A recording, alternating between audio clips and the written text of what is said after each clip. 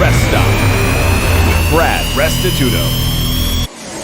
7 years. Handoff, Damian Williams trying to get to the edge. Breaks a tackle, 35, 30. Damian Williams, 20. Stays in bounds. 15, 10, 5. Touchdown!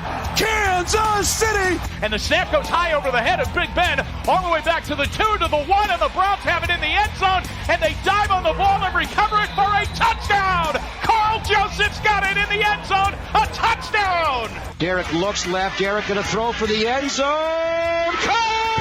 It is caught! Touchdown!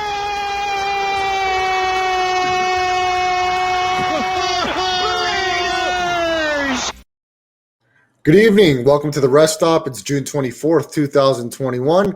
I'm Brad Restituto. Spencer Ostrowski joins me as always. You can follow him on Twitter at Spencer the Wiz. You can follow myself at Brad the Believer. Also give a like and subscribe to the YouTube channel at Brad the Believer. You can find that. We post all of the Rest Stop podcast episodes. Got a good show for you tonight. A good friend of mine who's been on the podcast before, Dave Perry, he will join us in about 15 minutes. Dave's actually got some marriage advice for me. If you're just joining us and you didn't catch Tuesday's podcast, I am now engaged as of Monday. And at some point in time, we'll be a married man. We don't know when that time will be. We'll definitely enjoy the engagement probably for quite some time. But Dave's going to jump in and give me some marriage advice. So I'm looking forward to hear Dave's opinions. He's been married for well over 15 years, I'm pretty sure. So he's got some words of encouragement / wisdom for me. And I'm looking forward to hearing that from Dave. And we'll also get some of his sports opinions as the NBA playoffs are down to 4 teams. Here in Vegas, the NHL Playoffs, one team has advanced to the Western Conference Finals, and it is not the Vegas Golden Knights. So the Vegas fans are a bit disappointed, but the Knights fell tonight on the road. They took it to overtime, but they fell to the Canadiens 3-2, and that closes their door on the 2021 season, and they lose this series in 6 games, 4-2 to the Canadiens. And the Canadiens pretty much were 500 hockey club coming into the playoffs, really caught fire here in the playoffs, and they handled Vegas after the first couple games. So Spence certainly is a little more dialed into the Vegas Golden Knights than myself, so we'll get some of his thoughts on that and what does this mean for this hockey club moving forward here in Las Vegas. Some also local Las Vegas news. A new property opened up on the Strip today.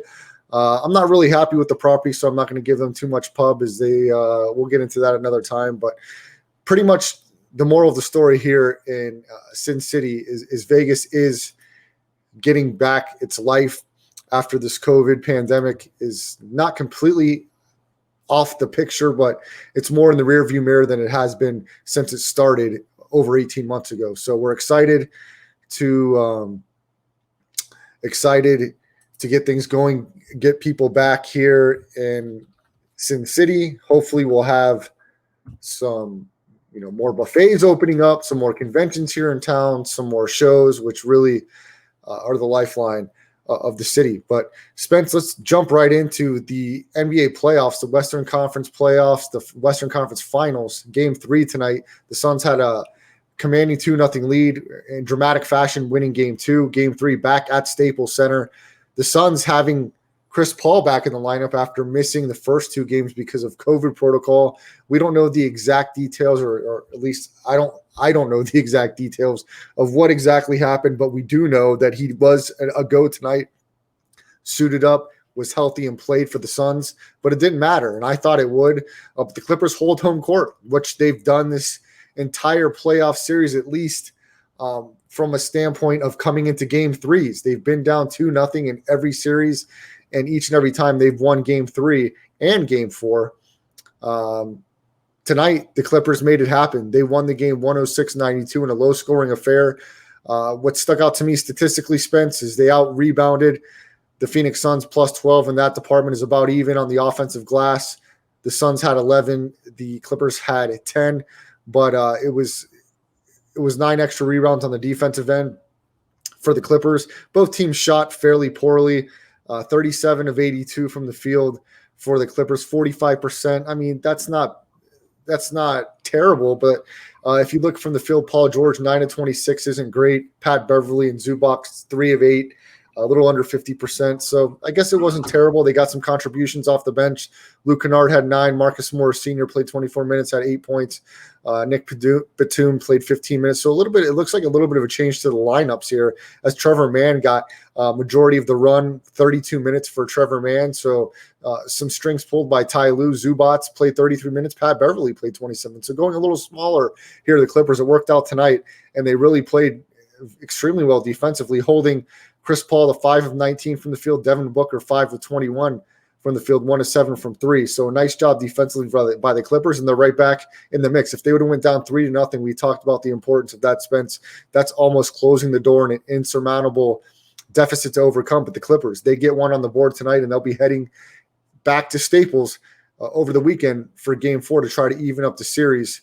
What are your thoughts on the Clippers getting the job done at home tonight and making this series certainly more competitive and doing what they've done up to this point? Fall behind 2 games and then making a charge, and the Clippers do what they have to do tonight, Spence, to not even up the series, but within 1 game of evening up the series at 2.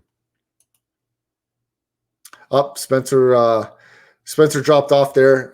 So while we're waiting for Spence to come back, I'm going to go ahead and add my good friend Dave Perry to the mix. Dave, before we get your extremely exciting marital advice for myself, let's get your thoughts on tonight's. Dave, first of all, welcome, but let's get your thoughts on the basketball game tonight. Did you watch it? What did you think about the Clippers taking care of home court tonight against the Suns? Man, I thought the game. I thought both teams were pretty flat. I didn't really think that either of them played all that well. But I was kind of surprised the Clippers brought it because they've kind of been. I thought the Chris Paul coming back would have given Phoenix that extra boost, and no one's really been able to contain Booker. So for the last minute, so I figured Phoenix was going to take it. But I'm glad to see the Clippers take one because I think all 4 teams, while they're not my favorite teams, they're all 4 fun to watch.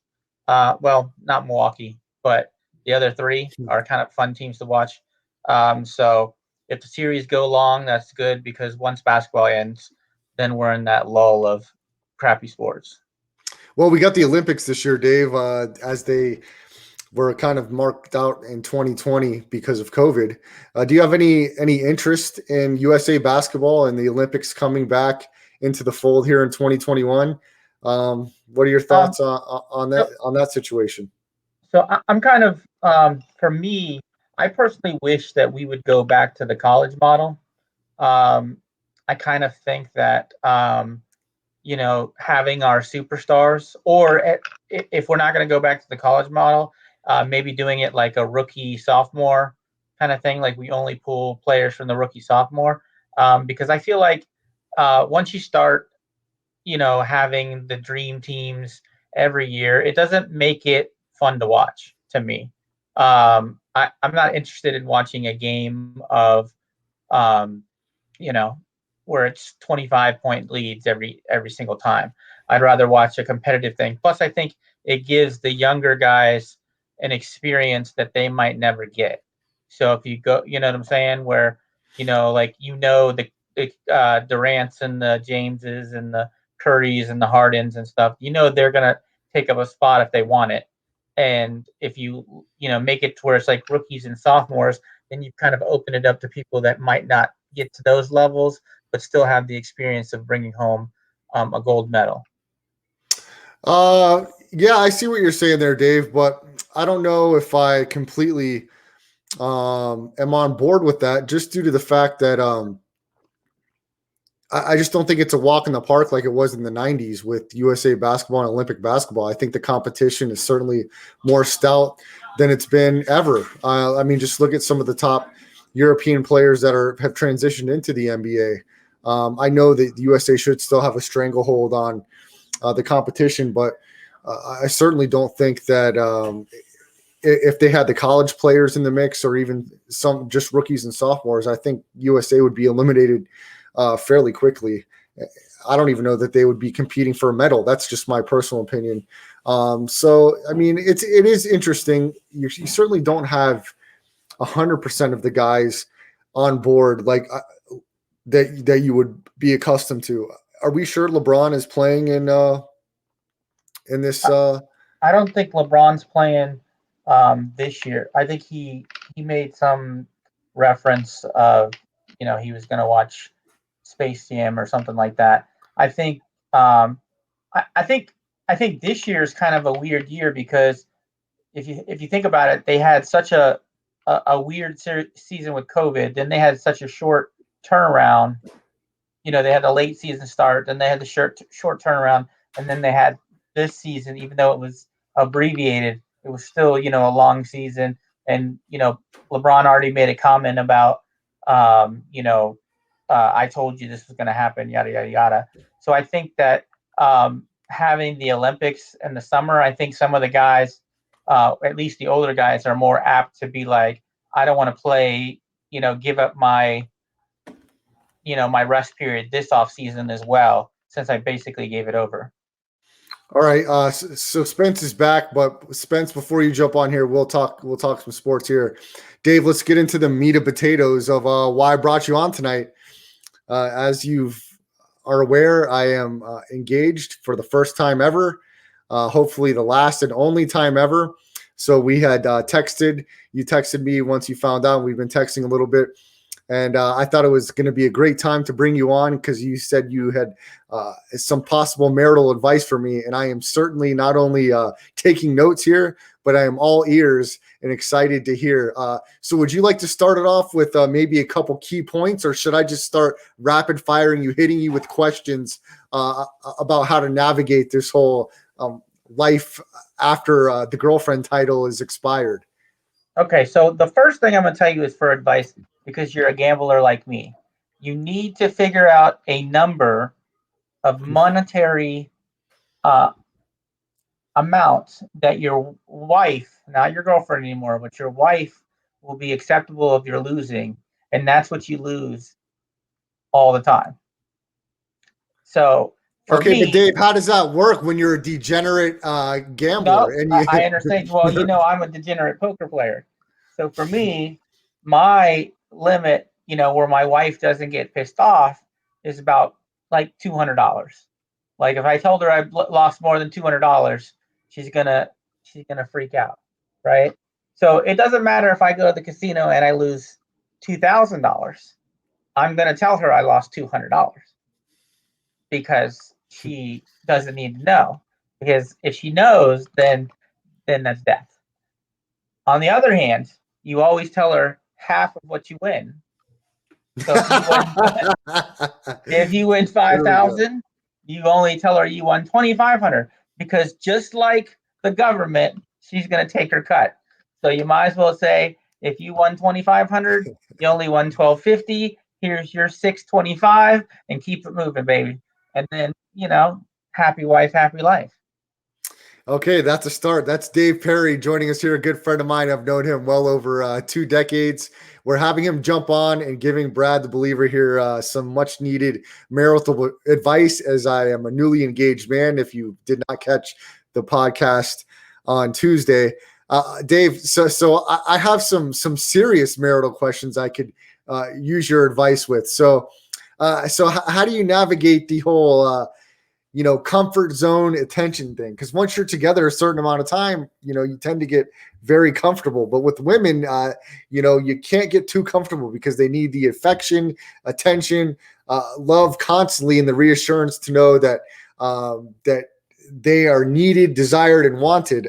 So I know that's kind of a loaded question, Dave, but I'll hand it off to you, and you analyze and dissect this one to the best of your ability. Okay, so what you're going to hear a lot is, I don't want advice, I want to be heard, which is basically what they're trying to tell you is they just like to talk and they want you to listen. So, and because you'll know, because she'll say something like, that bitch is crazy at work. And then you'll try to be like, well, what can we do to make her less crazy? And then she's going to tell you straight up, I don't want your solutions. I just want you to listen to how I feel about this bitch being crazy. So what you do is it's kind of like one of those wind-up dolls where you just pull and you just let it go. That's what you do. You go, well, tell me why you feel that way. And then while she's talking, you don't have to really listen. You just look at her and pretend you're listening. And every once in a while I go, and you think about whatever you want. You think about, the Vikings, your parlay that you think, the See, steak dinner. Dave, Dave, I have to interject here because I know this typical type of behavior wins typically, but in my situation, it's not as easy as it looks because with my now fiance, she very much points out when I don't listen because she asked me to repeat back what she just said. You didn't let me finish. You have to keep acknowledging during the conversation as if you're listening. So you'll say things like "good point." Oh, I agree with you. Dave, this is the thing. I say these things, and I agree with you. You're not listening. What did I just say? And if I don't repeat it back verbatim, then that's it. I get a scolding. No. Well, flip it on her. When she asks you, "What did I say?" You flip it back and you go, "What did you say?" Like, are you trying? Are you? Is that your true feelings, or is that just your emotional response because you're upset? You gotta learn to use the psychobabble that they get from Lifetime. And really, you have to know that once you get married, Brad, your days are numbered. I know your girlfriend's like my wife. She watches murder podcasts, and you catch her in the room, and she's watching the Lifetime movie where the wife kills her husband. They're just taking notes that one day when you mess up, you never know. It'll be natural causes, but we know. So definitely get the will together before the wedding. Yes. Dave, yeah. Is your will together? You have multiple kids now. Please tell me after your issue, you have a detailed dynamic. I have a trust. We don't even have a will. Oh, okay. Explain the difference to the listeners out here. I don't know. Trust just makes it sound like you got money, and we ain't got shit. I don't know. Supposedly, a trust allows you to not have to do probate. You can kind of designate everything like within your trust, and that when you dedicate money, it absolves the fact that you need lawyers and all that kind of stuff. Because when you pass on and you don't have like a trust, then probate lawyers and all this can go in. And this is just what I heard from from my parents, and so we followed suit. Okay, all right. But yeah, like you just, on the real, like if I could give you the best advice, I'll give you the advice my grandpa gave me. And like I think this is every time I do like a wedding speech or whatever, or give advice, this is like my true because if you ask me, marriage is like I always tell people it's like prison, but I can't get out for good behavior. I tried. But I've been married. Well, I've been with Lindsay for 21 years now, and we've been married for 15. And it's hard, and there's times where you want to kill each other. But I think that kind of actually defines that you love each other. Because if you didn't want to kill them at some point, you never really loved them. But Dave, you were able to have a trip solo. Are those important sometimes? Because yes. I did see you here recently. You were in Vegas. We got to spend some time together for the first time, and definitely over a decade. So, are these things allowed in a marriage, or am I completely confined to the parameters of the marriage space for forever? It will not be allowed in the beginning because he's going to want to maximize the whole. You're in love and you got to spend every waking moment. But you will realize at some point that you need your own identities and you need your own personal time to get out and do your own thing. And, and plus we got to get Spence involved in your bachelor party. I know Spence is ready to tear it up. Yeah, okay, And, Spence, I want you to jump on here because correct me if I'm wrong, Spence. I'm not ready to go for you with marital advice, but I believe Spence's parents have been together for quite some time. So I'm sure at some point, Spence, when you're ready to be in a settled position, you would probably ask your parents, how have you done this? So has this conversation come up, and am I accurate in saying your parents have been together for quite some time? Yeah. They have adult children. So, I mean, you must have maybe some outside looking in advice to give me here. Yeah, my parents are truck drivers together, so how they don't, want to kill each other is a mystery to me. But they seem to love each other. But it is that individual time. I think that is like really important. Like my dad golfs with his buddies all the time, and they have separate interests, but they also have some of the same. So I think, sharing some experiences together and maybe having different ones as well, and understanding that those individual interests like are your own is also very important because there's always a point, I think, in any relationship where when they get too involved because they want to seem like they're cool, then you feel a little uncomfortable and like that's kind of my time. So distinguishing those kinds of things and just having honest conversations about it, I think will go a long way. That's the only outside perspective I think I can give you. yeah, I think Spence hit on something good because the idea that you're going to like everything that you like and that they're going to like everything you like and there's going to be this like full symbiotic thing, it's just not real. You know what I'm saying? Like that's movie shit. What you the best thing is if they accept that you like those things. Like, for example, like wrestling. Okay, like, my wife in the beginning tried to pretend that she was like gonna be like, she's gonna go to the wrestling things and she's gonna watch it on TV. And there for a while she faked it to make it to kind of be like, but as we started getting together, she was like, I'm not watching this stuff anymore. And, like, but she's always been kind of like, like that's your thing. And, it's not really my thing. And then now that we have Trae, we watch wrestling probably 5 days a week because, Trae's all in and we watch the Raws and the NXTs and the AEWs and the ROHs and the NJPWs and all that crap. So, so I know that she doesn't really like it. And she, when it's on, she doesn't really want to watch it.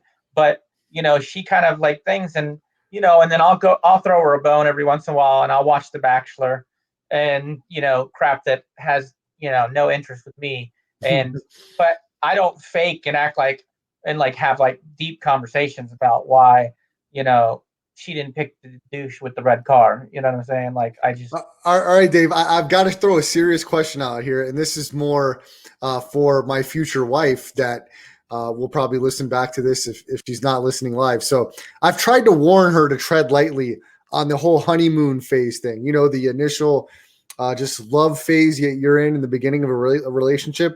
I've been trying to warn her for quite some time that this great deep love and affection she has for me, missing me all the time, will be ending very shortly, and she has to be prepared for that. She doesn't seem to think that that's ever going to happen, that she's just going to miss me uncontrollably all the time and want me to be around.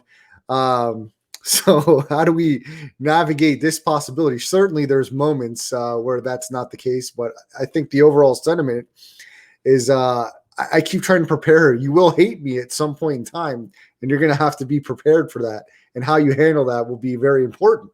So what are your thoughts on that comment, Dave, in that situation? I think that, I'm surprised she doesn't hate you now. I mean, she's been with Trust you for a me, while. so am I. I have no idea. If I was a betting man, which I am, I'd have lost a lot of money by now. Sure. But I think that, to be honest, like marriage kind of eliminates it in a way, because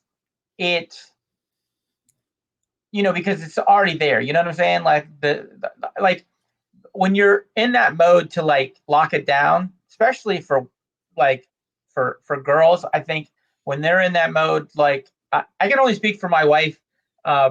and her personality. But like when she sets it in her mind that that's what she wants, it's just kind of like it's she's gonna do whatever she can, sweeten the deal, be nice, every she's gonna love you to the moon and back until it's accomplished. And then once it's over, then it goes kind of back to, she's won. You know what I'm saying?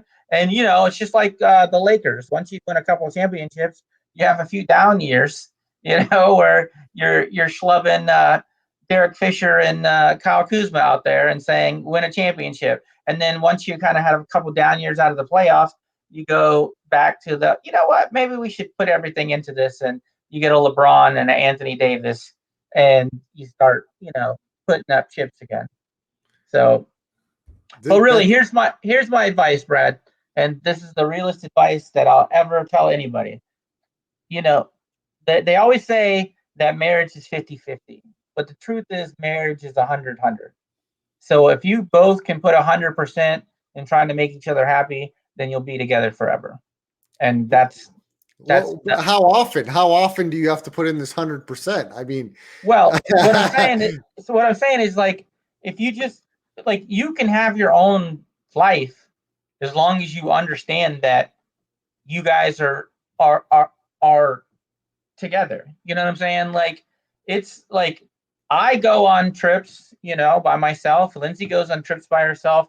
I do, I have interest. She has interest. But at the end of the day, we know that, it's respecting the bond of the marriage. Is that like at the end of the day, we know that we're together, and like, and communication, as cheesy as it sounds, actually is pretty real. Like, like if you discuss things and you are open with each other and you're honest with each other, it's just, where it works. So, the problem is when you can't trust each other and you can't, and you're not being real and authentic in what you really feel. And I've met your girl; she's a good person, and she's patient as hell because she's still with you.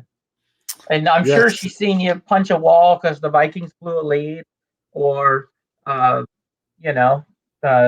another team has hit the bed and you're throwing stuff and you are kicking your cat that lives on the porch across the room, and she's seeing that all and she's still with you. That's a keeper. No, she's jumping in here. There's been no wall punching or kicking. The physicality is a thing of the past. Oh, that's your old man. Yeah. Those are teenage things. Dave, one more question I have for you. So the whole engagement part, from the man's perspective, what does the communication have to be like with the family and friends? Is it my job to call the whole world and tell them that I'm engaged? I mean, what am I missing here? I feel like this is a thing between me and my now fiance. What is the protocol here of who I need or should be contacting? So, well, it depends on like how you want to do your wedding. You know what I'm saying? Like for me, I'm totally okay. So my wife and I are different. I'm the type of person that if I don't really know you, or I shouldn't say I don't know you, because I know you everybody. But if we haven't really kicked it for a while and we don't, communicate, it might not be every day or every week or every month, but if we don't have some sort of semblance of a relationship where, I know I can call you and just say what's up and chat, then I don't really care if you know that step. I think a lot of people feel entitled to go to your wedding and to be a part of your relationship, even though they haven't really been a part of your life.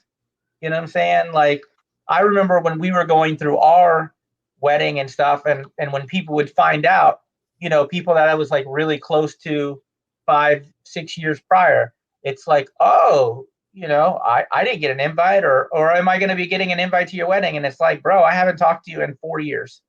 We just happened to run into each other at Walmart. So like, whereas my wife, she wanted to invite everybody, like anybody that knew us, or that she had contact. She's like inviting her sister's cousin's hairdresser that cut her hair one time in third grade. So like my list was like 95 people and it was mostly family, whereas her list was 200 and something. And you kind of had to pare it down to be like, well, this is going to cost an astronomical amount of money. Fortunately here, Dave, we're going to enjoy this engagement for a very, very substantial amount of time, and there will be no plans for a wedding for a while. So this is good news. We're both on the same page there, and we're both excited. This was just one step, and we have to get jobs first, Dave. We're not even employed. So I got you. One. No, and I was the king of engagement. We were engaged for 5 years, I think, 5 or 6 years. So and when I did it, I'll be honest with you, when I proposed to her, it was kind of like one of those things where I knew I was going to do it, and I just had a perfect opportunity to do it. We went to Vegas, ironically, and this was back when the Venetian was brand new, and we went on a gondola ride, and I had my a bunch of my family and cousins and stuff went out there. We went on a family trip, so I knew it would be kind of like, they would all be there, and it was kind of like, and I had, when I told her parents or whatever, like I assured them, because we hadn't been at it, we were still in college, and we were, Lindsay, she's, she was getting her doctorate at the time, and it was kind of like her parents were like, well, we don't want that messed up, but we assured them that we were gonna. It was kind of like we knew we weren't going to get married until after college anyway, but it was kind of like what you said. It was the next step to the process of getting married. Because really, marriage doesn't really change anything, because once you're living together and you're paying bills and all that, it's not that much different, except that she has your last name. The only thing that makes it harder to do is leave, which is kind of a good thing, because when you don't have that thing, you can go off the handle and be like, screw it, I'm leaving and I don't want to talk to you and yada, yada, yada. But when you're married, it kind of, you can't just break up. You got to go through a process, and it makes you real, kind of sit back and like, is this really what I well, I threw up too, but that was when I realized that I was going to be married. So, that was, but yeah, so that's about the only difference. But hell, my wife and I were paying bills together and sharing bank accounts and doing everything for years before we got married, and it was just a day to kind of solidify it. That's Dave Perry, good friend of mine for quite a few decades here, jumping on the rest stop, giving some marital advice to the newly engaged Brad Restituto, also known as Brad the Believer. Dave, I'm going to put you in the background in the studio here. Hang around for a minute if you'd like. I know it's late on your time, so if you have to go, I understand as well. So, one thing, Spence, I need you to write me a column for the Magic for us depressed fans that we got jobbed and got the 5th pick instead of one of the top 3 picks. I'm mourning still. This is not what I wanted. I do like Kuminga. I'm hoping that he's the guy that we pick. Or I think it would be nice if we somehow could trade the 5th pick and a Terrence Ross or a Gary Harris or maybe a future first-round pick, because we have 2 more extra first-round picks in the next couple of years to move up into the top 3. I'm praying to baby Jesus we get Jalen Green, but it's very depressing right now. Yeah, so ahead, I might be a part of a mock draft with the Orlando Magic Daily if I have time. They're getting volunteers right now, so I guess I can promote that early. I don't know if I'm supposed to say that, but I guess it doesn't really matter. I'm releasing an article probably tomorrow about Terry Stotts. I think he should. I think they should really pursue him as their next head coach. I've been making that article over the past few days, so you'll see that on my Twitter very soon. All right. Good luck. Thanks for having me on, buddy. Always good to have you on, Dave. We'll see you soon, man. All right, Spence. That was Dave Perry with some marital advice for down the road. I definitely have some more questions, but we'll save that for another time. There's definitely plenty of questions. Let's jump into sports, Spence. Let's start NBA. Okay, that's our wheelhouse. The Clippers. They get one tonight at Staples Center against the Suns. The Suns have an opportunity to really take a commanding lead with Chris Paul back in the lineup. Still no Kawhi Leonard for the Clippers. The Clippers get it done, and nobody really stood out statistically. Nobody was lights out from the field. Paul George, 15 big rebounds. What do you think was the crucial turning point in this game for the Clippers being able to get the win? Yeah, I mean, the first thing you can say is that they're not unfamiliar with the situation. This is the third time they've been down 0-2, so clearly there was no panic there. Paul George just didn't have a good game once again, and it feels a little disappointing for Phoenix, and that was behind Devin Booker. He shot like 5 for 23, if I'm not mistaken. And then there's so many things you can look to in this game too. Like Chris Paul, this is the game that you think he would circle on his calendar, being Sure. that the team where he got the moniker that he can't get it done in the playoffs was the Clippers. He makes his debut in the series, in LA. And I don't think he had a bad game necessarily, but I can't imagine that you're going to, have that many bad games out of Devin Booker. Although it's his first time in the playoffs, maybe he suddenly gets the yips out of nowhere. I wouldn't say that necessarily. And if you're the Clippers, it's not good the way they won the game. They should have won by 20 points. I mean, for Paul George to once again shoot somewhere in the ballpark of 9 for 23, that's not going to get you to the finals. I don't know what it is about him. I think he could be much more of a facilitator, especially when you look at their roster and considering how deep it is. It's like he puts too much of the onus on himself. Look, at the end of the day, I think he's going to have to realize I can't play very well or I can't shoot very well in the playoffs for whatever reason. I get nervous. I can't find my spots. Let me, at least give my other teammates a chance. I mean, Reggie Jackson's been pretty good in the playoffs, obviously. Luke Kennard is a great shooter. Marcus Morris is a good shooter. Nicholas Batum is a good shooter. So it's not like he has to put this kind of pressure upon himself. I don't know what it is, but yeah, this isn't exactly a confidence inducer for the Clippers, in my opinion, even though they did win the game. So it is, the good outcome at the end of the day. Spence, let's talk game one while we're on the NBA. Last night in Milwaukee, Atlanta gets a road victory. Again, nobody was super impressive. Trae Young certainly had his moments in last night's game, 48 points. He stood out. But aside from Trae for the Hawks and Giannis for Milwaukee, it was a tale of the games within the game, right? Chris Middleton continued to struggle from the field. Drew Holiday was pretty good. I have to apologize I've talked about him briefly, but not including this guy in the conversation of 25 under 25 is a mistake on my part. It's maybe because I didn't realize how young he was, but John Collins from the Hawks, Spence. And this isn't just a couple games. This entire playoffs, he's been a factor and a big factor. And here, when the games have mattered the most against the Sixers and in game one against Milwaukee, he does the little things that you can't necessarily analyze statistically. I'm talking about getting his hands on rebounds and loose balls and keeping plays alive. The dude not only is an athletic freak, but he does help change games in the favor of the Hawks.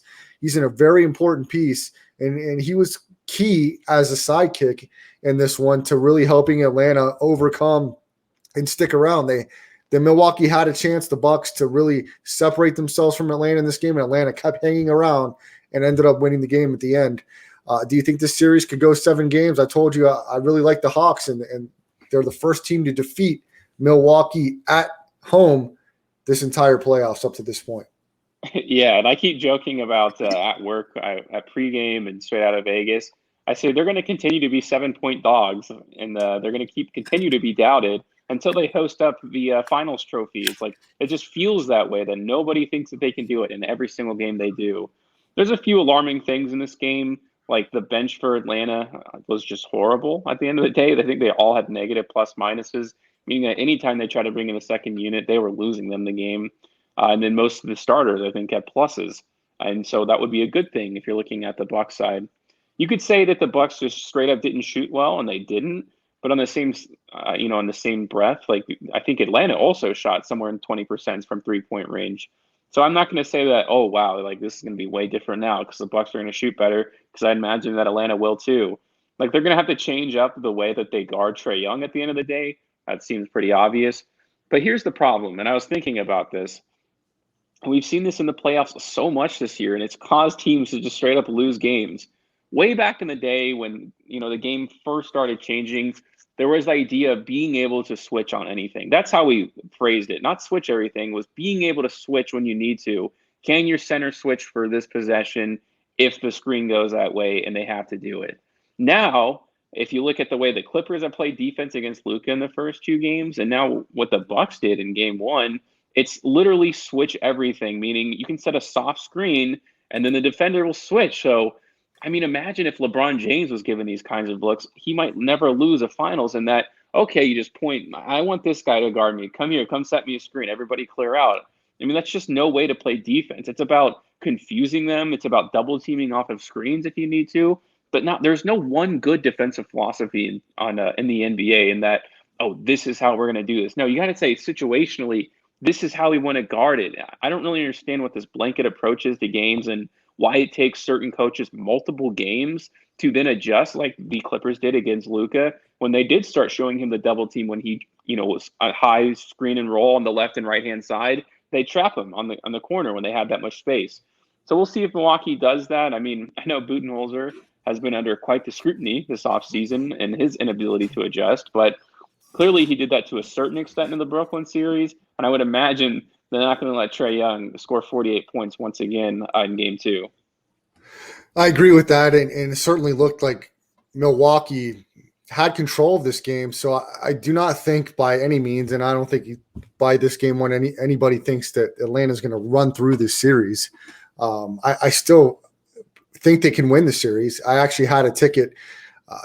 At the Rampart, they allowed me to parlay the series, the Hawks to win the series plus 350 with the VGK hockey game. But of course, the VGK hockey game the other night did not go in my favor. So as the Golden Knights are now sitting at home, or they will be sitting at home for the remainder of the 2021 playoffs. But before we hit that, Spence, let's finish up this topic with Atlanta and Milwaukee. We've talked about the Bucks. I've got to give Giannis credit. He actually shot it pretty well from the free throw line last night, but Middleton was terrible. And as a team, 22% from 3. I know Atlanta wasn't that great either, as Atlanta was 25% from 3. Hawks 14-16 from the line, 11-14 the Bucks, so fairly even there.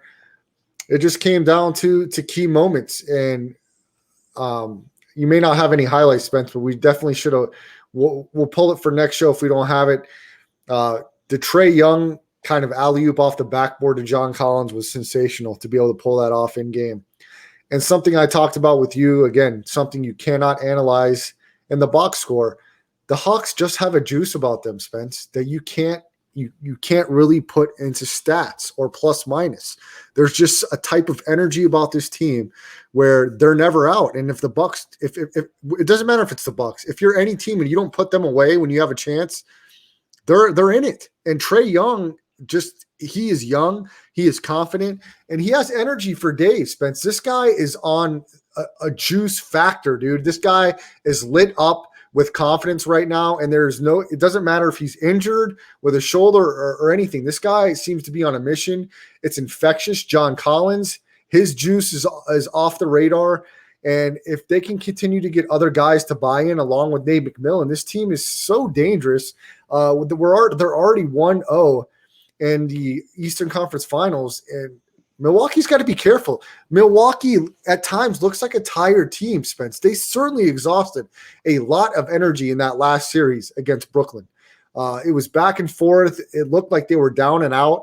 Giannis certainly had to go to the bench quite a few times, and I think that may or may not have played a small factor in that fourth quarter, but there is certainly the momentum, the juice, the enthusiasm, the X factor is in Atlanta's favor at this point. And Milwaukee is going to need more contribution, of course, from Chris Middleton. If he does not start shooting the ball better, they're going to be in trouble, real trouble in this series. But as far as Atlanta goes, they're going to have to find a way to slow down Giannis. He was able to do anything and everything he wanted with the basketball in game 1. They're going to have to find a way to slow that down. I don't know how that happens. And if Giannis can keep shooting free throws like he did last night, it's certainly going to bode well for Milwaukee and give them an opportunity to get past Atlanta in this series. Yeah, and no, you did bring up a really good point in that Atlanta has certainly not shied away from late game situations. They found themselves in quite a few against Philadelphia, and we know that Milwaukee is just very bad at late game situations, mostly because they can't go to Giannis when they need him to, either because he doesn't have a good off or half court set, like where he just feels comfortable where you give him the ball in a certain place and you can feel comfortable about that and that he can score. And even if he does like somehow get into a good spot and he gets fouled, well, he's not a very reliable free throw shooter. That responsibility next falls to Chris Middleton. But like you said, it's well documented that he is just not playing very well. His scoring has been inconsistent. He's had a few good games here and there, a couple of clutch shots, but overall not a very satisfying product. If he played well, they would have won the game, obviously, by quite a bit.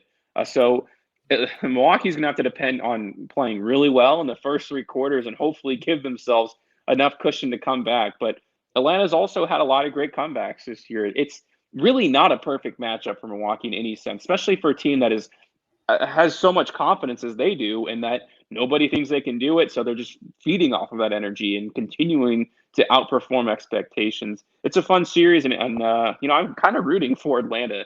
I'm just not a fan of the team philosophy of Milwaukee, personally. That's Spencer Ostrowski. Follow him on Twitter at Spencer the Wiz. Also, check out his YouTube channel, Blue Milk Boys Gaming. Spence, let's jump into hockey. And let's start off with the local team here, the Golden Knights. Their season is now over.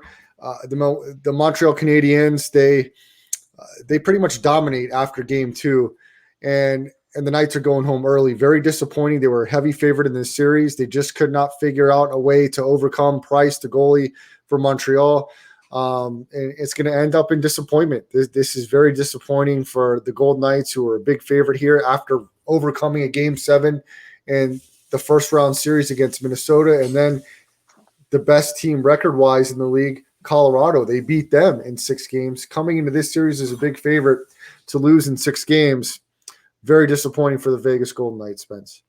Yeah, and I'm a Golden Knights fan. I'm from Vegas, so it was a little more disappointing. But look, here's the reality of the situation: in that they got all of their production out of defensemen and other guys on the team, which is good. In fact, I don't know the literal numbers, but I would imagine they have more goals from supporting cast than anybody in the NHL in the postseason. Like, they were that good. You don't get score. Defensemen don't score goals at the rate that they did. I've never seen it. So how do they not win this series? I mean, and here's the reality: Max Pacioretty, who I've disliked for a very long time now, gone, missing in action. He comes back from injury, and they immediately become worse. He had a few, decent goals here and there, and he won them a couple series. But that's the thing about the best players on your team. It's not about coming up in spots. The best players on your team are supposed to be the best players for a reason. And good Lord, where's Mark Stone? I think he had 0 points in this entire series. This should have been an easy sweep, the way the Golden Knights' top players were performing. And that's been the issue for them, besides year 1 when it was kind of magical. The reason they haven't won the Stanley Cup is because who they pay the most money on their first line is legitimately just unproductive. And it's disappointing. And they'll have to go back again next year. There would be a lot of trades, in my opinion, for guys who just can't get it done. Number one being Max Pacioretty, who showed exactly who he was. If you look in that overtime game, or in this overtime, he had the opportunity of the game. I mean, basically a perfect situation. You're rolling from the left, so you're shooting on your strong side, and no one's there. It's not that far away either, and you just throw it right into Price's lap. Look, Price was really good, and he's probably the best goalie in the postseason. Could maybe even say Leonard, but it's too small of a sample size. But when you shoot like that, you make his job a lot easier. I don't really know what it's going to take for them, but they lack juice, man. This is the most lackluster, most talented roster I've ever seen, probably in the entire sporting landscape, in my opinion. Spence, the other series looks like it's going to a Game 7. The series is tied at 3 on Wednesday. The New York Islanders, they go in overtime and beat the Lightning 3-2 in a Game 7. I believe the Game 7 is in Tampa Bay.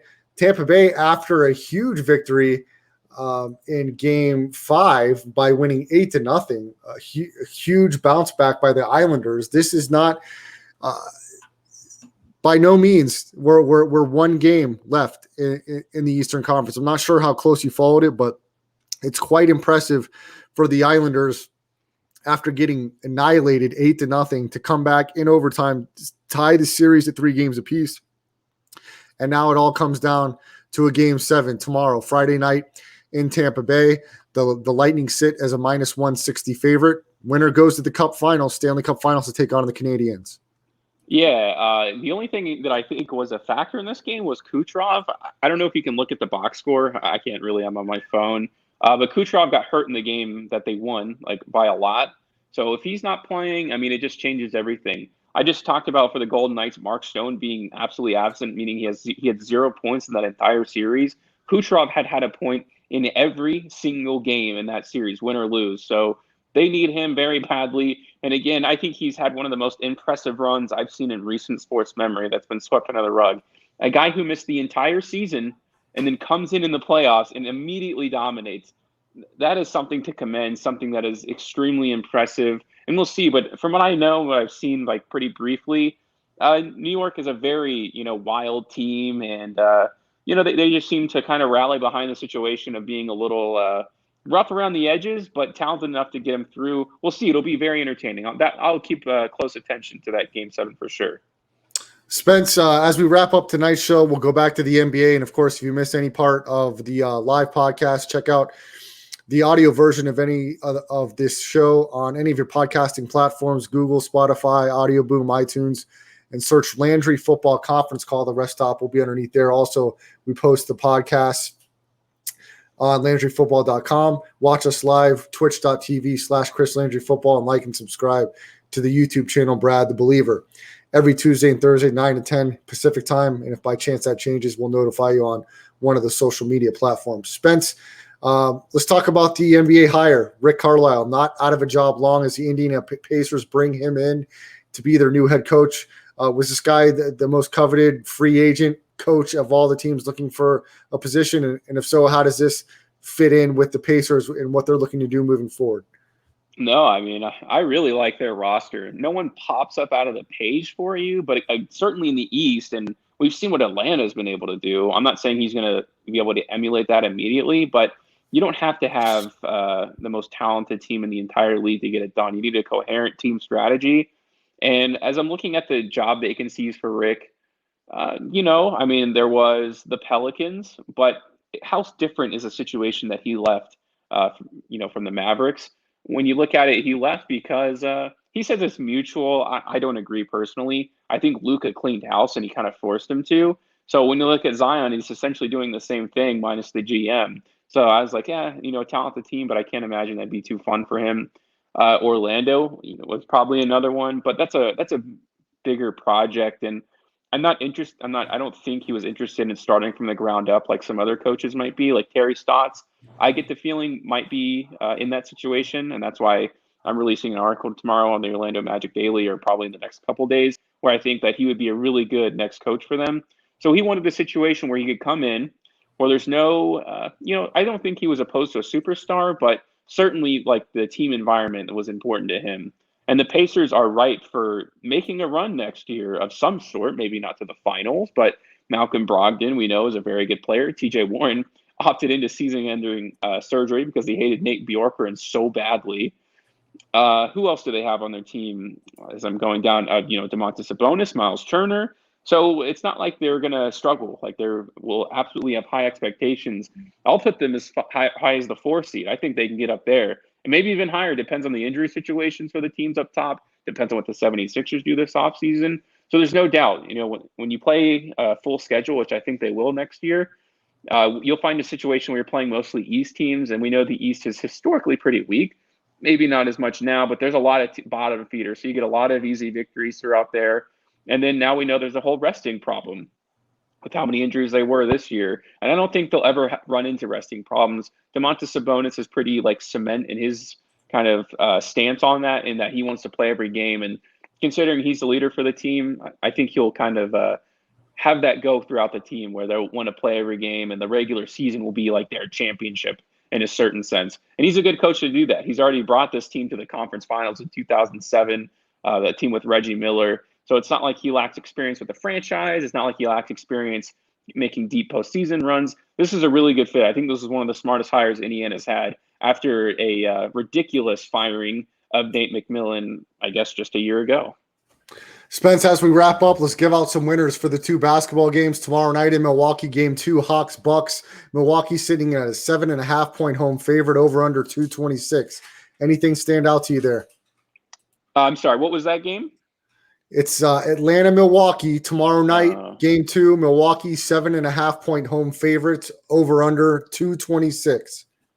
Yeah, I think Milwaukee will respond. I just can't imagine that Chris Middleton has another bad game. Although here's the thing, I loved Chris Middleton's under in points in game 1 because Kevin Huerter was guarding him due to the injury to Bogdanovich, and Kevin Huerter guarded him very well in the regular season. Chris Middleton only averaged 17 points a game against them in the regular season. So if you look at their game splits, I'm leaning Milwaukee. I'm not going to bet the game though, because I do think Atlanta is just they've always 7-point dogs and they always seem to cover. They're the second best team in the league against the spread behind, or in the postseason, only behind Phoenix. But I'll take Milwaukee here, just off my gut feeling.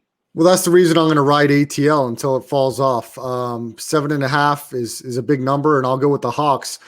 And look, I easily think that the Bucks could come out and get revenge game 2, and they more than likely will. But I just can't go against Atlanta in this spot until somebody really puts a nail in their coffin. And look, Milwaukee can certainly do that. They had many chances to blow that game open, but the confidence of the Hawks is riding real high right now. I know they're injured and banged up, but they've got a lot of confidence. And if they could somehow steal 2 on the road against Milwaukee, would be not only improbable, but pretty sensational, to be honest. So I think they keep it within three possessions. Give me the Hawks, and I think this one goes over the total as well, over 226. Saturday, Spence, game 3 in Staples Center. Clippers are going to be a 1-point home underdog to the Suns. I think the Suns get back on track with Chris Paul. Give me the Suns to take a commanding 3-1 lead, over under 220. Suns been playing a lot of under these playoffs. I'll go under that total. What are your thoughts, Spence? Yeah, I don't like to bet over-unders. It's impossible. I just feel like when I was betting the NBA during the regular season, I would do so much research. I would look at trends for over-under, and then it would just fall out the window after the first quarter. But I am going to also take Phoenix here. I think this line is kind of bizarre, to be honest with you. There was the desperation factor in this game, and clearly it kind of shone through. But Devin Booker is not going to play like that again. And Chris Paul, it has to relish in the idea of playing in LA eventually. So if he gets the help he needs from Devin Booker, they will blow them out of the water. I'm not impressed with the Clippers in any sort of fashion anyways. And Spence, finally in the hockey game, game 7 tomorrow, do you think Tampa Bay holds home ice? And do they have an opportunity to repeat as Stanley Cup champions? Do they get past the Islanders tomorrow night? If Kucherov does play, I don't like the puck line. 1.5 is probably too much for a game 7, but I will take money line Tampa Bay. I think I'm literally going to put money on it. So there you go. There you have it. There's Spencer Ostrowski, Spencer the Wiz. I'm Brad Restituto. I hope everybody enjoys their weekend, enjoys the sports action. Stay safe out there and cool in this summer heat if you're here in Las Vegas. We'll be back at it on Tuesday. Have a great night, everybody.